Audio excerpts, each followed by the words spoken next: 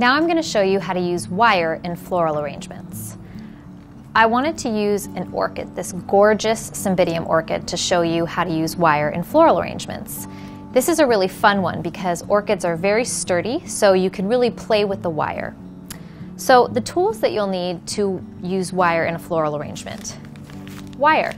This is stem wire that you can get at any craft store like a Michael's or a floral supply store. The wire comes in different gauges, and that just means the thickness of the wire. And think about the flowers that you're going to use.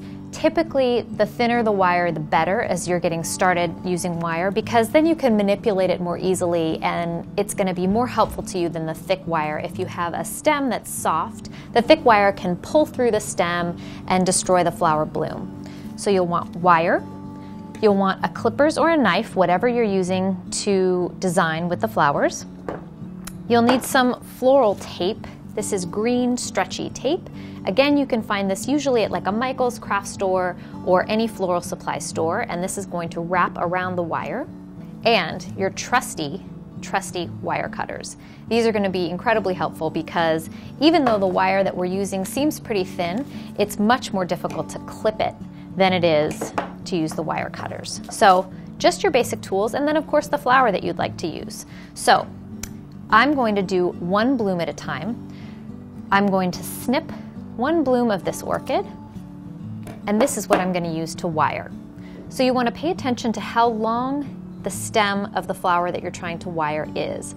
I like to use these orchids and to trim them right at the base so that I can have a little more flower to work with, a little more stem to work with. The stems of these orchids are very waxy and pretty tough, so it's nice to use, especially when you're beginning to understand how to use wire.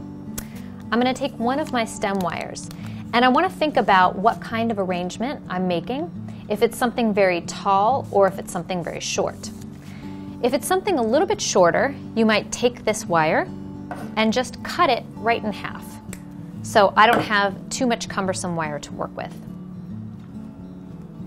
Now, I want to make sure that the stem of the wire goes right through the base of the flower. I don't want it too high, I don't want it to puncture the petals of the bloom, but I do want it pretty high up so that it acts as support. And you just push it right through to the other side and feed it all the way through. Try and get it about half the wire on one side, half on the other. And as thick as this wire is, you can just fold it down like so. And you can already start to see, oh look, I'm creating a stem, and that this stem could be used to place in a floral arrangement.